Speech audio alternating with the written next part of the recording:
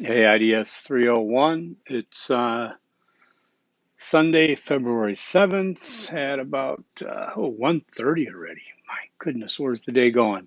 Um, Welcome to Module 5, Video 1. Oh, you can't even see my shirt, and I made this purposely to wear this. God, you think my stomach would be sticking up into the screen. Uh, Anywho, so, hey, FYI, there'll be a delay on Video 2.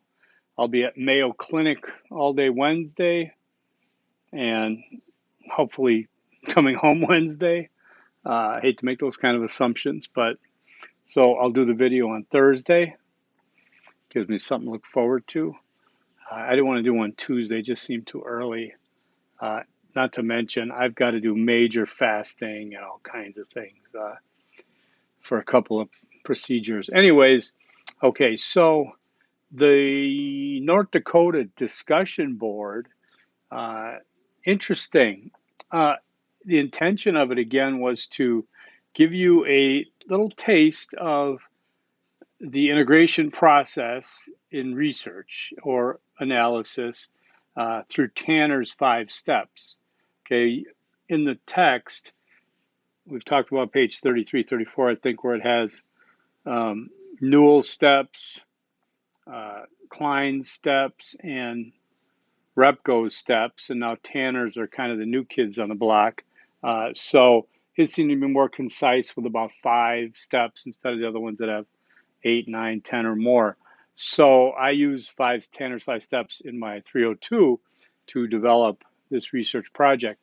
And I wanted to give you guys a taste. And the discussion board is a little bit of an awkward place to do it, but it is a place where you can see each other's after you've done yours and what people have done. And I find that to be very interesting. And you can kind of gauge how you did on yours compared to what you're seeing from others. You can't see their score, of course. But the thing about it, I guess, was that it was a 5 step process. If you didn't give me 5 steps, numbered 5 steps, you got dinged fairly substantially for that because it misses the entire point of the discussion board, which is not a meandering essay. It is a step by step by step by step by step process of research. Okay, and that was important. Um, I didn't um, I didn't judge your content as much if I saw that it was there, because each person will come up with what they come up with. I wanted you to get through the process. Now, the second most important thing I saw was at step 3. Did you at least make an effort for academic rigor to find any kind of sources that would help in this? Nothing major, but it's a step that needs recognition and a little bit of cooperation on your part. Most people did. I just threw a couple of sources in there, and it was representative enough of this Tanner light.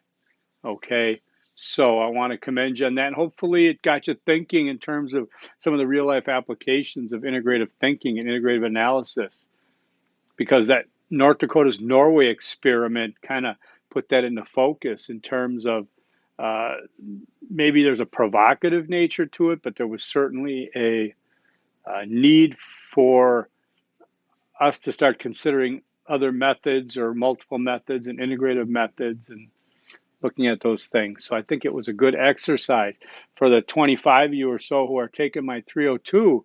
I think you'll like it. Essentially, just to give you a little heads up, I give you the choice of your own topic. I help you with that. I give you a list of about a dozen uh, pertinent topics that seem to cover everybody, but I allow you to present. Tell me one you want to do on your own, and we'll discuss whether it'll work or not. And then you go through step-by-step process, week by week, in doing this research paper on it. And I think that 95 or 98% of my students at the end of that class think that it was just a wonderful experience. At the beginning, you'd ask them, and they'd say, "Oh my God, I'm so intimidated. I can't believe I signed up for this." Couple weeks are like, oh, I could do this. I could see this. A couple weeks after that, it's like, yeah, this is rolling along. And then when they get done, they're like, wow, this is the país de resistance. I don't know what that is, but I mean, the coup de grace. I don't know French, but it's their it's a crowning achievement, and you get to watch the video I created too, and one of the discussion boards. That's exciting. So glad you liked that, as if I knew you liked it. Let's talk about Module 5 already. Well, Module 5 is all about one yawn long. It's all about the maps. Maps, maps, maps. We touched on maps last module, right? Cognitive mapping, part of the discussion. You didn't think it was going to come back and get you this quick, did it? We're going to do cognitive mapping here on again, it's not on a completely intensive scale where every single dynamic of a discipline is going to be revealed and explored, but it's an itemized maps project that, much like that plan of study you did, that kind of structured your academic journey from past, present, and future. This structures your discipline through 8 different criteria, okay? There's no quizzes, there's no discussion boards, and there's, let's see. So that should help. So Easter egg number 1, I really want to get this in your system here now. Granted, I didn't sleep all that great last night, but okay. Easter egg number 1 is Module 5 is all about maps, okay? Because I don't want you to say, wow, finally got to, put it in cruise control and let's cruise through this module, eyes closed, nothing going on, no discussion boards, no quiz. Maps will kill you. It'll crush you. It'll just no, it won't. It won't. Okay, so let's talk here about, you know what I want to look at that I didn't catch real quick? Maps. Oops, I gotta go in. Wow, where did your number? Where did IDS 301 go? There's 302. This is 301. Module 4. Oh my God, that's not it. Oh, there it is. It's hidden in there, right? Okay, so Module 5. I wanted just to see, gosh, thanks Canvas for being so intuitive and helpful. Maps. Okay, here's what I wanted to emphasize. There's 75 points each, 150 points. Okay, it's a chunk of the class. Okay, it's like 12% of your entire grade. It can make or break you. You've got, now, we've done maps different ways in this class. We used to do them all at once, in the same paper. There's always a little bit of confusion that came up. Then last year we divided it. We put them in, we started it in Module 4, but it wasn't due till Module 5, so people just won't start it until Module 5. So it was, then we separated them into 2 different modules. That's it. I cleaned up Module 5. I put them both in Module 5 as 2 assignments, 75 points each. Don't have to think about anything else. This way I can expect to get top quality work, right? Right, thank you. So all you got here is you got 2 videos and you got 2 maps, okay? So let's look at the learning materials here. Is that where I'm going next? Well, I wanted to make sure I repeated that. Do not underestimate the amount of time that you will need to put into the maps assignments. This is on you. This is not one of these wait till the last day, sit down and do it because it's not due till midnight, and then knock it out. You would be lucky if you get, what, 50 out of 75, 40 out of 75 points each, okay? You can't. Okay, maybe you can. I'm not going to say you can't. What happened? Mayo Clinic. I got to go for a COVID test tomorrow. Okay, so using the ASU library is going to be a key to success here, and I'll get into that, why that is. So the learning materials, you've got 5 things related to the maps, okay? So one of them is the disciplinary maps assignment introduction, okay? Open it up. I can't stand the way these things open, but you open it up. So this is going to be, 2 pages, and it's got some preliminary writing about being an effective interdisciplinary thinker, uh, and keep going. And it's going to talk to you about some of the things you might consider if your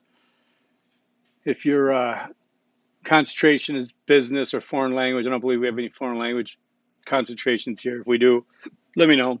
Um, I do have contact me as soon as possible if you have difficulty figuring this out. I already got an email this morning asking for clarification on their disciplines. I am happy to provide that. Thrilled, happy. Okay.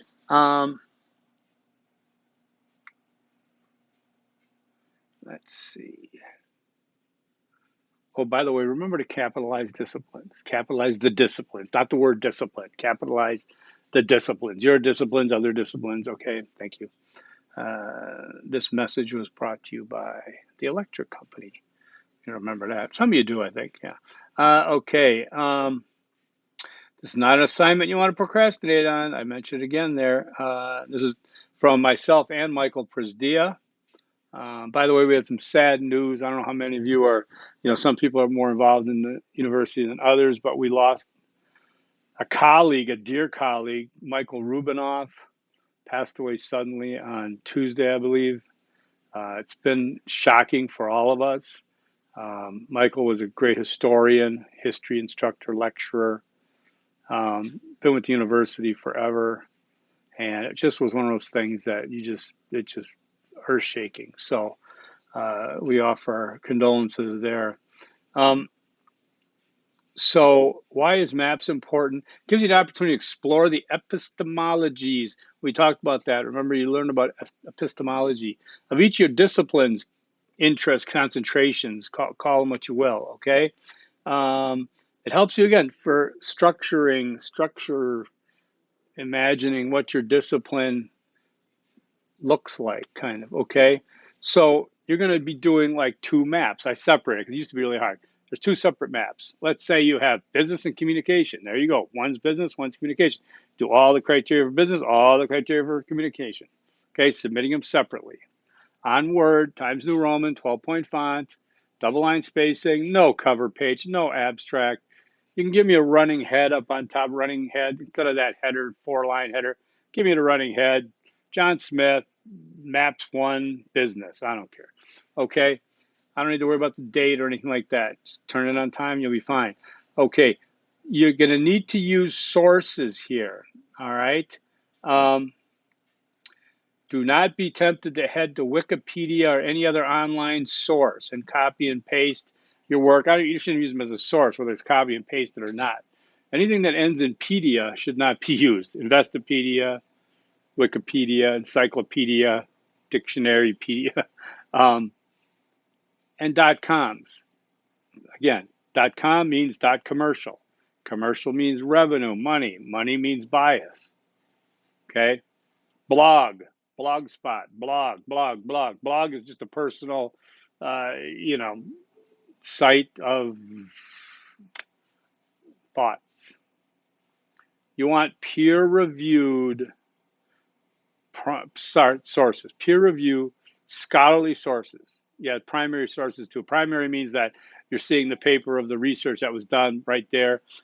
Peer-reviewed means it's been reviewed by peers and has been featured in a journal of something, a journal of psychology, a journal of business, journal of marketing, journals, academic journals, scholarly journals are where to go, where you find those. That's where they're supported, like interdisciplinary studies, by us, interdisciplinarians. I pay my $75 a year to be part, and these funds, these, committees that will review the research and post it as peer reviewed, as opposed to, Reynolds Aluminum wants to get this study in posted because it shows that smoking cigarettes is great for your health. They're going to pay $2 million because it's good for business, and somebody's going to.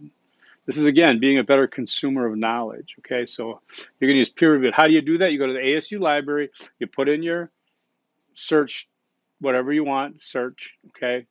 And your university students in 2021, you know how to do searches, okay? You search. Then you see the filter on the right. I think it's on the right. There's filters. You filter for full text online, so you don't have to go to any library or anything, and you filter for peer reviewed. And you're gonna get sources probably in 6 figures at least. And you're gonna be able to find what you need there. Okay? So step up your game, and you're on the inside now. You're not on the outside. You're not somebody that's going to sit there and open the New York Times to find out what the weather is. No, you're a meteorologist now. You know where to find the data. Okay, you're on the inside now. Okay, it says here think critically. Plan on a minimum of 4 pages for each of the areas. Again, it's all about academic rigor as opposed to just using words. All right. I'm looking at this and it looks real good. Let me know if you have any questions. That's on the first handout, first attachment of the Disciplinary Maps Assignment Introduction. Then you've got another one that is the Disciplinary Maps Assignment. First you had the instructions, now you got one that's called the assignment. And there you're going to see exactly what's required. 1, 2, 3, 4, 5, 6, 7, 8 little sections. The description of the discipline, subject matter, the subfields within the discipline, key concepts, current theories, academic journals, professional academic associations, research questions, research methods and techniques. 8 things for each of your disciplines to find. And this will explain these sections generally here in this PDF. Then you've got another one that is going to give you map assignments template. That is an actual, we did it just for the heck of it. You can see what it looks like. It's a Word doc. It's got 8 different subheadings, and you do the other work. Now, just because there's 3 inches between each subheading doesn't mean it's like fill in the blank 3 inches between each subheading. Some subheadings might take a half a page or more. Some may take less. This is just an idea how we'd like to see it. Again, do a running head on top with your name and the concentration area. I mean, you can see it right there on that head. Just make sure it's on a Word doc, and you can use this one. You can use your own, either way. All right, so that's important. Where am I at? 17 and a half minutes. Okay, then there's another hand attachment here, concepts and theories examples. So many students would have questions. What is a concept? What is a theory? How do they differ? I don't get it. Well, here we give you examples of concepts in psychology, business-related disciplines, literature, theater, history, communication, education, Spanish. We give you examples of theories in psychology, business-related disciplines, literature, theater, education, mass communication. If you use this, I'll be impressed, but not that impressed because you already see it. But use this as a guide. You can use these, but you can use academic rigor and figure out for yourself some of the concepts and theories in your fields that you're going to describe. This is just kind of a primer to understand what we're looking for. So you understand the difference between like cognition, conditioning, and ego, which are concepts of psychology, versus acquired needs theory, attribution theory, psychodynamic personality theories. You'll notice in the theory part that I think there's all but one that ends in theory. There's a giveaway, right? Okay, then finally, I have a sample of the maps. I have this sample used 3 times in this module, once here, once in the module Maps 1 submission page, and one in the Maps 2 submission page. All the instructions on both those are exactly the same. You just submit 2 different ones there. They're due on the same day, okay? Look at the sample also. Again, samples are not perfect. They give you some idea, okay? You can see that she's got a running header up on top. It's from last February. Can do this fine. She's got business management leadership. And I think this is, yeah, see, we used to do this on the same long document. I don't want that this time. I want 2 separate ones with a reference list / works cited, whatever you want to call it, at the bottom, starting on the top of the first new page, right? Have I done Easter egg number 2 yet? No. Easter egg number 2, do not underestimate the maps. Okay.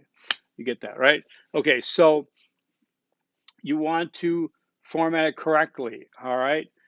Two separate ones, one for each concentration discipline, Times New Roman 12-point font, double line spacing, use citations and references. If you do not cite anyone or cite enough, then this is just becomes you regurgitating what you think you know or what you stole. And remember, you go through a plagiarism filter here that tells me where all this is from, and it should be cited, right? Okay, so I think you got it. I think this is an exciting assignment. I think these are all really appropriate to your academic journey and where you plan on taking this, right? This should not be just make work. This is learning things that are going to be applicable for you as you move forward. I want you to remember to contact me with your questions, comments, concerns. It is important. I talked this whole time just about this basically because it's an important one. Don't give me any cover pages. Don't give me any pictures. Don't give me any highlighters. Okay? Be careful of bullet point lists. Yes, in many cases they're appropriate. No, they're not appropriate for everything and they don't go on forever. Okay? Know how to do your in-text citations as well as your citations in your works cited list. Make sure they're all done by last name. Make sure the top matches the bottom. All right? I'm going to let you go now, 21 and a half. I'll see you Thursday. Like I said, I'll do email stuff Monday and Tuesday, of course. Grade papers, whatever you got. Wednesday, like I said, I'm just off the grid most of the day, and then I may look at things Wednesday morning just to kill some time, but that's going to be a rough day. And then Thursday, I should be back in the swing of things. Forks up. Peace. Hey, Easter egg number 3. Who stuck around for it? Easter egg number 3 is demonstrate academic rigor. You got that? Out.